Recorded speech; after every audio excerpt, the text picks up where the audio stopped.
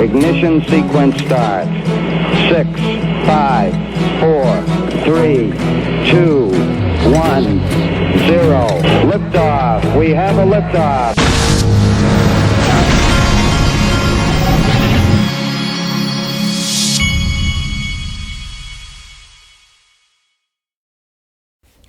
Hey everybody, this is the Digital Asset Investor, and I was sitting down. I had this video done a freaking hour ago, and right as I'm about to hit the record button, my wife, she had just dropped my kid off at school and tells me that she's got a tire that she thinks is going flat. So I just spent the last hour. Can you believe that the Digital Asset Investor has to deal with flat tires? You would think that I was beyond this point, but I'm not. I have the same problems as everybody else. And I don't think the problems are ever, in fact, I was waiting, I was sitting there waiting for my wife to drive up in the driveway to look at this tire. And I watched one of the kids. It's like constant worries when you're at my age and you have a 16-year-old that's driving a car. It's like you're constantly worried about everything that can go wrong. I'm standing on my front porch waiting for my wife to pull up, and I watch one of my son's teammates on his baseball team, who's also a 16-year-old, just fly by. I watched him run through a stop sign, just didn't even look. And I'm like, man, I would kill my son if I saw him do anything like that. So now I've got to do a teachable moment with my son and go over what I saw his friend do. And God, it's like never ending, the worry. Okay. And by the way, for those of you who have kids that are about to turn 16, it's a real test for you that first day when you watch them pull out of the driveway, when they finally get to go by themselves. It's kind of like, whoa, I don't know if I'm ready for this. Okay, now, this is from Digital Perspectives, and this is George Gammon, who's a very smart guy. I think his name's George Gammon. But anyway, listen to this. Expert says gold could hit $100,000 in a very short period of time. I'm going to explain this to you in 3 simple, fast steps. Step number 1, what might happen is Russia may start to sell their oil for gold. This is an idea from my good friend and macro expert, Luke Groman. To hear how this would work, let's hear it from Luke himself. Editor, let's cut to the internet. We're going to settle gold or oil, in physical gold at a new ratio of 1,000 barrels per ounce of gold. And everyone is going to go, oh my God, this is a great arbitrage, right? I'm going to go buy 1,000 ounces of COMEX gold or GLD, and then I'm going to convert it to physical. Mm-hmm. And then I'm going to take the physical over to Russia, and I'm going to get 1,000 barrels of oil, and then I'm going to sell the oil, and I'm going to get rich. And the market probably is going to shut down. It's going to crash instantly. The paper gold markets will just go, boop, cash settle everybody, game over. Right. And then you're going to, the oil, the real value, is going to reprice gold. Mm-hmm. Again, I'm not saying that will happen. I think that's a long shot. If I was Putin and if I was pushed that far, that's what I would do. Mm-hmm. Because again, he already has the gold. Great. He's going to write up the value. People keep saying he's going to sell his gold. He might sell some gold. I don't know. But I don't think he will. Mm-hmm. Why sell your gold when you have the oil? You can use the oil to revalue the gold to give you all the dollars you need. But what would happen is Russia would say, we are going to sell our oil for gold, but here's the price. You're going to sell 1,000 barrels per ounce. Right about now, I'm sure you're saying to yourself, George, that's crazy. What are they talking about? Wait a minute. Let me do some math here. Oil is about $100 a barrel, and gold is about $2,000 an ounce. So they'd be selling their oil for about $2 a barrel. That doesn't make any sense at all. Who on earth would do that? Let's just think this through for a moment. So if you're a speculator in the marketplace, in the oil market, and you hear that Russia is going to sell 1,000 barrels of oil for 1 ounce of gold, what would you do? You'd go out and immediately buy as much gold as you could. you'd want to get that 1 ounce of gold as quickly as you could. You'd want to sell it to Russia. You'd want to get the 1,000 barrels of oil, sell it into the market, and collect your $100,000. There's a huge arbitrage play. Well, look, folks, now I wanted to show you Brad Combs of Digital Perspectives highlighted this. He said, I would expect that would bring on the 589 COMEX rule to halt the paper market. And many of you have seen these 589 memes about XRP. Well, it was never about $589 XRP. It's a reference to the COMEX rule. And a lot of people don't know that, but that's what it was, or that's my understanding of what it was. But anyway, make no mistake, folks, write it down. Everything you're seeing, Russia, China, gold is at the center of all of it. Gold and the fact that these people are tired of being controlled by the United States, the SWIFT system, all of this has everything to do with what we've been talking about, has everything to do with Ripple wanting to be a supplemental currency to to the world, a bridge currency, has everything to do with XRP as a global reserve digital asset. I'm trying to remember what Miguel Valles called it. The goal was to be but a global reserve digital asset. In other words, one of a handful or a basket of. Always was the goal. Now, but gold, folks, all this drop gold Bitcoin business is a big farce. Gold, I believe XRP has to do with solving the transportability problem of gold. But gold is always going to be God's money, always has been, always will be.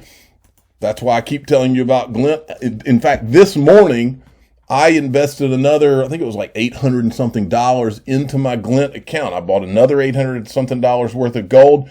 That gold is part of my allocation. It's my spendable gold. So if things really hit the fan, you will see the digital asset investor possibly using his Glint MasterCard debit card to spend gold at the grocery store. This is the ultimate backup plan for me. Now, this right here I wanted to show you because it's so true. This person says let me make sure I give them a follow. After Ripple sinks the House of Corruption, SEC, it will be so easy for XRP to flip Bitcoin as the #1 coin by market cap, as easy as 22 times, $16. Now look at this. And I want to just show you this to illustrate a point. I've said it 1,000 times on this channel. I'll say it again. If Bitcoin, and if the people that did it, and they all know who they are, if they had not gotten together with the SEC behind the scenes and intentionally tried to get Bitcoin and Ethereum out from under securities laws, while all the others like XRP were intentionally, and I do mean intentionally, left in purgatory. In other words, the better technologies, the XRPs, the XLMs, the Cardanos, were intentionally left in purgatory, while these were given the regulatory stamp of approval because of all these secret backroom deals. If that had not been done, if you had given the stamp, if things were done the right way, and they gave, let's say the top 10 or 15 digital assets the regulatory stamp of approval, and they said these are all commodities, Bitcoin and Ethereum would not be anywhere close to the top. It would be the XRP show, the XLM show, the Cardano show, the Algorand show, the XDC show, the Quant show. It wouldn't be Bitcoin and Ethereum. You can write that down. XRP would be the one, okay? Now, what this person has done is they said, well, it says show price of A with the market cap of B. Okay. And when they did that, they got in other words, you give XRP the market cap of Bitcoin. I would say that it wouldn't just be the market cap of Bitcoin. It would be larger because you would also have all of the institutions that would love to have XRP over Bitcoin because it actually works, whereas proof of work does not work. Now, on to the executive order. This guy is His name is Jared Bernstein, CEA member of President Biden, former economic advisor to VP Biden. Views are my own. Today, the White House executive, Joe Biden signed on the White House executive order. Before I play anything or talk about this, I'm going to tell you one thing, folks. I'm going to whisper it for effect. Make no mistake. The people in the XRP community who have been riding these people and creating the you-know-what storm for the last year.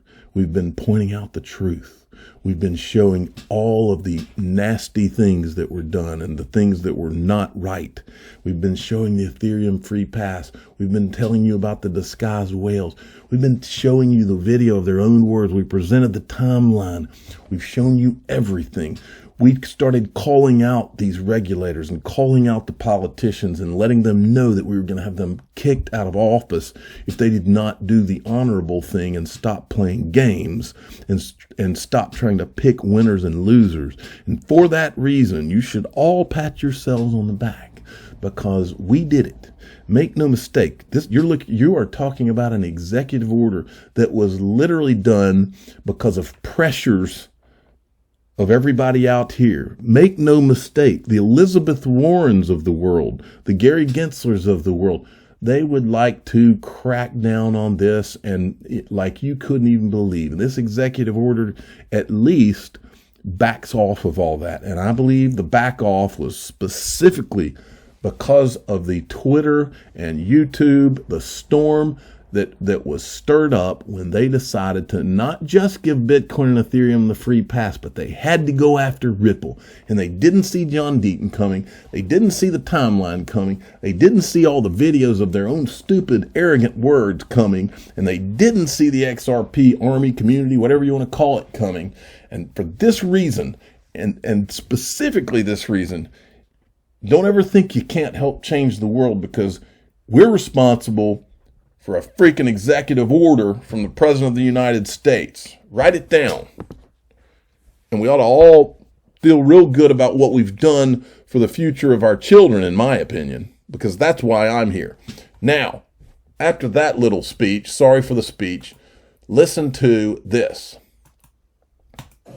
When innovative products kind of got out of control. We tried to regulate them, I think, too, back then, but we didn't do the kind of job we needed to. So some things slipped through the cracks with all the alphabet soup back in 2007 and 2008. I think that, correct. And I think that sometimes when you say financial innovation, you want to put scare quotes around it. And the reason is because unchecked, while there are clear potential benefits for technological advance, for innovation, there are also clear risks. Now, what the executive order does is outline a series of interagency and including working with our regulatory agencies and the Federal Reserve, an ambitious investigation into the best way forward to elevate the benefits and to control the risks. There are a series of reports that will come out of this executive order. First, pretty quickly, coordinated action against illicit finance,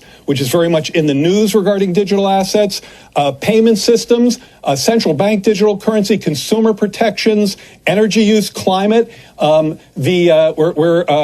executive order instructs the Financial Stability Oversight Council, the FSOC, to look deeply into one of the issues that concerns me the most, and that's systemic risk and financial instability. Again, unchecked financial innovation is the great risk here, and this EO is the first all-of-government effort to control that.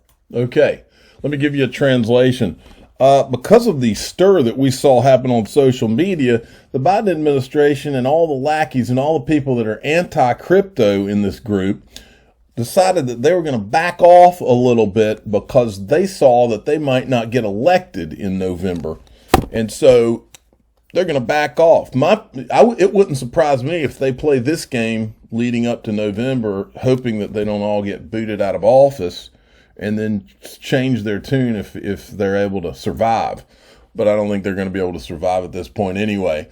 Okay, now, watch this one. This is the other part. I don't know whether you had an evolving view of cryptos, Jared. I can imagine that you probably might have been somewhat of an early adopter. Were you ever totally anti-crypto like we've seen a lot of politicians say 5, 7, 8 years ago? Because this seems pretty friendly, almost like admitting, look, it's something that's here to stay. We just got to make sure we make it safe for investors and, not for money laundering.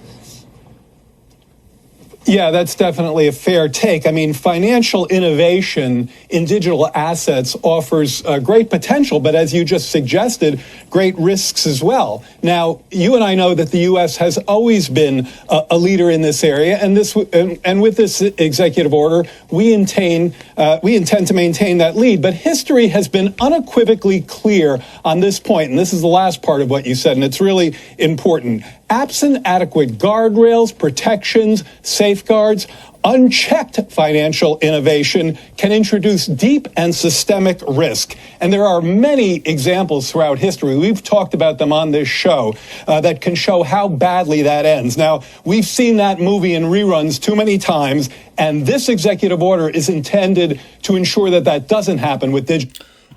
Notice that all of a sudden CNBC's comfortable putting XRP on the screen all the time. Okay, so here's from James Phelan, here's the fact sheet.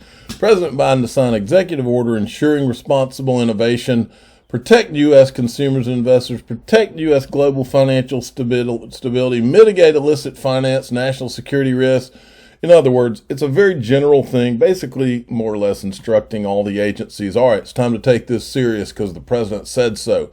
Our old buddy Gary Gensler weighed in and he says, today, President of the United States signed an executive order on crypto assets. I look forward to collaborating with colleagues across the government to achieve important public policy goals, protecting investors and consumers, guarding against illicit activity, and helping ensure financial stability. Well, two things on that. This kind of makes me feel like Gary Gensler was just thrown a lifeline, because it was all, this guy was he was having a pile on here, and it almost feels like this executive order was partially for the purpose of giving this guy a little bit of relief so that it's not all on him. Now, what I would say also is he said guarding against illicit activity. Well, Gary, there's this video going around of a guy named Joseph Lubin who did the Ethereum ICO. And in the video, he's talking about how he's going to help whales disguise themselves. People that want to invest millions of dollars in Ethereum, all they're going to have to do is give him an email address, and then they'll be able to buy Ethereum. They can do it in multiple identities, he says. So there's your illicit activity.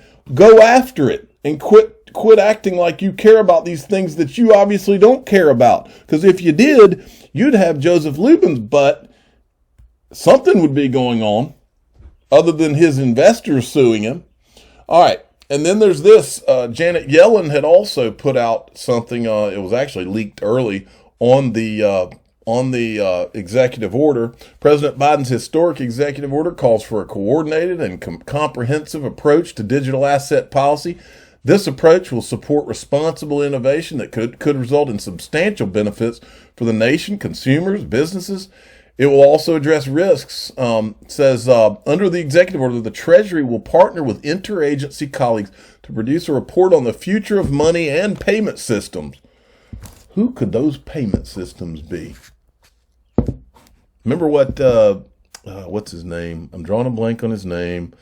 I met him in Singapore. He works for Ripple, and his name is... I can't think of his name. But anyway, he's at the head of the, is it Fed? The Fed now. He's the vice chairman of is it Fed now? I can't even remember.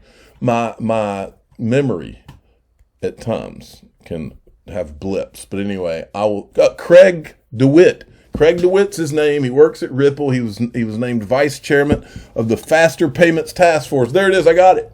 But so things are getting interesting. All right. Now, Russell Brand, who was a comedian and now is a pundit, he kind of calls it more like I would call it.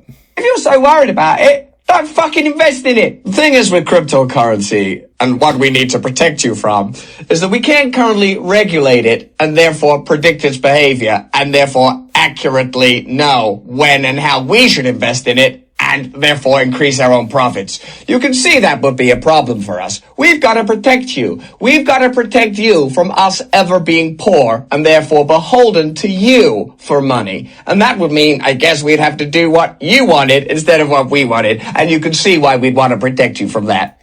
Exactly. This is the problem. Now, Jeremy Allaire, who is the CEO of Circle, weighed in on this. I want to read a little bit of this. The White House executive order on U.S. government strategy for digital assets, a thread with thoughts. This is a watershed moment for crypto, digital assets, and Web3. He's one of those guys. Akin to 1996, 97, whole of the government wake up to the commercial internet. The U.S. seems to be taking on the reality that digital assets represent one of the most significant technologies and infrastructures for the 21st century. Going along, he says the executive order calls for nearly every relevant federal agency to take on understanding and develop policy positions. For those of us in the crypto community, in my humble opinion, this executive order should be viewed as the single biggest opportunity to engage with policymakers on the issues that matter. The proverbial doors of policymakers are wide open. This is now national conversation in the United States. Well, here's what I would say to Jeremy Allaire. I would say to the Chamber of Digital Commerce, if you're all listening, Chamber of Digital Commerce, Jeremy Allaire, Jake Chervinsky of the Blockchain Association, is her name Kristen Smith, who runs it? Perry Ann Boring of the Chamber of Digital Commerce, CoinDesk, Cointelegraph, all you people who have not helped us at all in getting the word out on what went out on what happened in the Ethereum free pass. What happened when they tried to box out all of other crypto and get Bitcoin and Ethereum a free pass, and you guys all helped them through what you've done with your organizations, and you never defended Ripple. You never offered to help John Deaton. None of you. And this executive order is a direct result of the pressure that the people in the XRP community and the XRP army by themselves put. Well, I'll say by themselves, except for Eleanor Terrett and Charles Gasparino and Rosalind Layton, who was writing articles for Forbes. Except for those people in the traditional media, none of you did squat to help us. And we don't forget, and we will continue to name names because you all continue to not represent the whole industry. From what I can tell, you're just after representing Bitcoin and Ethereum. For that reason, we will continue to call out the hypocrisy. Okay?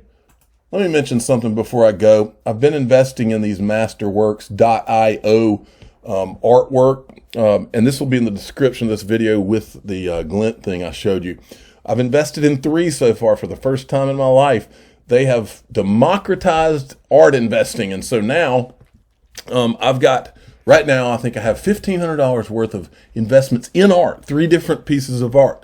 This is the next one I'm looking at. This one has what I love is these offering circulars. Now, of course, nobody guarantees any kind of returns or anything, but they're investing in this Jonas Wood. This is a painting, and they're offering the painting for this much. The historical appreciation is 30% on similar works, and they actually do a plot graph so that you can see what similar paintings have sold for over time. This makes it easy for people like me, and so anyway, I'm no financial advisor, but if it's something that interests you, there'll be a link to this in the description of this video to go to Masterworks and check it out. This is one of my favorite new things because it opens myself up to, I'm able to invest in art, which is art performs differently than all other investments. It performs on its own. And so, it's a way for me to diversify and be in things that move, a lot of times, a lot of things are down and then some things are up. I've shown you the heat map of the different asset classes and how one year real estate will do the best. Then the next year, gold might do the best. Then the next year, bonds might perform the best. And so this is what the wealthy do once they're wealthy now. But it helps to be able to begin to invest in these things now, because now these guys are, they're adding I'm seeing like 2 and 3 paintings every week. So these guys have and by the way, Masterworks is a unicorn. A lot of people don't know that. This company's worth over $1 billion already. So they're out of New York City. Okay, I'm the digital asset investor. I'm not an investment advisor. This is for entertainment purposes only. Please subscribe, hit the like button, and tell your friends and family that we've got ourselves an executive order, and a lot of you out there listening to my voice should be proud of you. And all of you that didn't help us and you sat on the sidelines and acted like you cared about the crypto industry, while you didn't care at all, you just cared about the ones you're trying to protect, well,